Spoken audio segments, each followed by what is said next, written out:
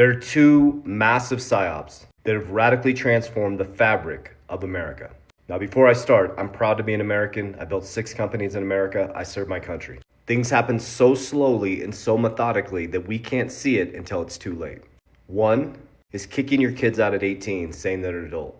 Number 2 is the socially engineered middle class after World War II. This did 2 things. Number 1 is it made us monetary debt slaves. Number 2 is it's destroyed the fabric of the family. So I'll start with the middle class, then I'll go into kicking your kids out at 18. When I started to see this clearly, I started managing my finances completely different. Because remember, there's only interest in the system.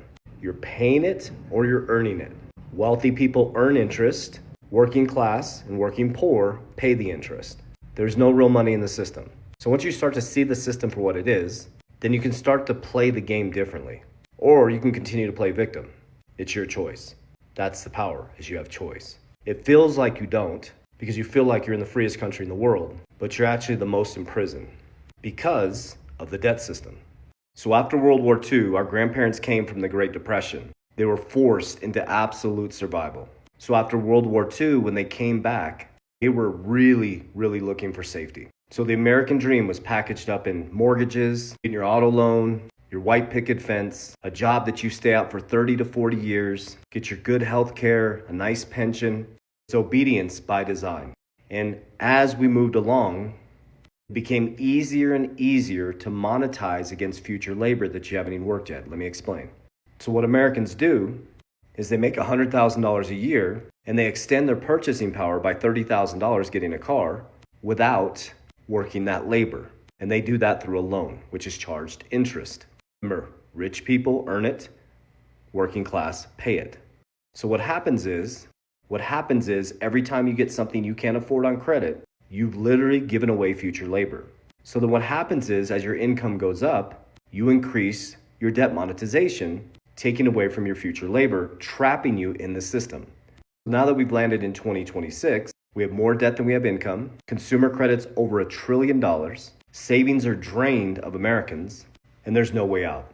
So we're waiting for a savior, but there is a way out, and I'll explain. And this all started around 1988 when we become completely detached from reality, which the ripple effect started when 1971 we detached from the gold standard. So after 1971, not only was our currency not backed by anything, but by the time we headed into the 80s, we started massive monetization. Now as we stand today, you can finance a refrigerator, a car, a phone. So everybody's leveraged against some future selves, making them obedient and compliant. And especially since 2020 to 2026, inflation has been so massive that the normal everyday person, just to be middle class, has to be about $150K a year. And how many people do you honestly know making $150K a year? Next is 18 years old. And this is going to tie back into credit. So what we encourage you to do, oh, you're an adult, get out. Get a good credit score, get a good grade point average, good credit score. So the schooling system, you go to school, 2 15-minute breaks, a lunch, you bring your homework home, got to get a good grade point average. They're training you to be a worker that is a monetary debt slave, that has to be obedient when you think you're free in the freest country in the world. So now we force our kids at 18 to move out, spend $100,000 on college, get their credit card, get their first auto loan. Well, guess what that does? Number 1, they're not an adult at 18. Number 2 is you should be teaching your kids budgeting, never get introduced. We should keep them under our roof until those principles are sound and solid. Families used to live together. They used to build together. Family businesses, one home for the family grew together. So remember, it's in the Bible. Where does the devil attack? The family. So now you got parents that are super stressed out because they can't pay their bills. You got kids out on their own that they can't pay their bills. Now they're going to move back in with their parents and now both are broke. And that creates obedience. The only way out of this is to understand how markets work. To understand how the 1% remain the 1%. Rule number 1 is with their first pay, they assets or cash flow.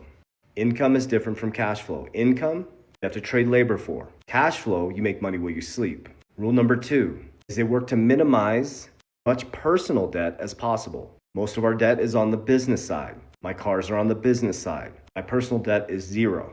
Because on the personal side, if I have interest I'm paying, I have to beat the hurdle rate with my investments. So it feels like I'm getting ahead, but with inflation and interest on that side, I'm actually treading water. And this is going to take time, but it'll be worth it. You got to create a system. Read the book Richest Man in Babylon. Study my system, Capital DR. That's what I created. Take income, even if it's just a little bit. You create cash flow. Some examples are side hustles, use cash generating dividends, start a business.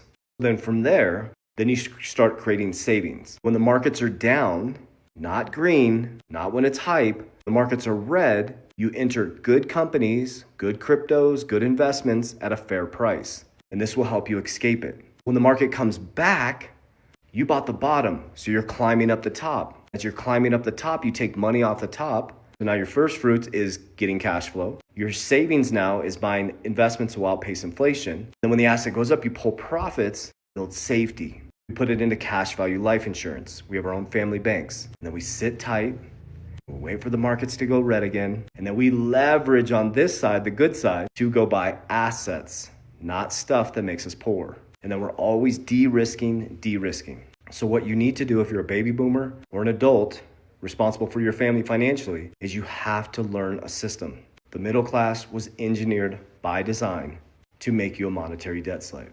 Just do a self-analysis. Look at your income compared to your debt.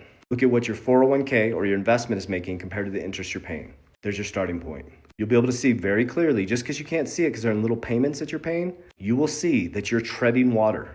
It's the first start awareness. Then you create a budget. Then you find ways to create cash flow. Then you study the markets, buy when it's red, sell when it's green. Then secure in things like precious metals, insurance.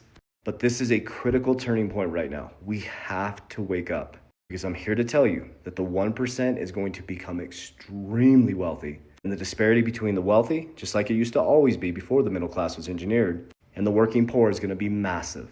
You only have two choices. Learn the system, play the system, win within it, or create your own system. That's going to take a lot of capital. I'm just bringing you the truth of what it is and the reality of how I got out of it. So don't kick your kids out at 18. Stop buying shit you can't afford to impress people you don't like. Build an ecosystem. Touch grass.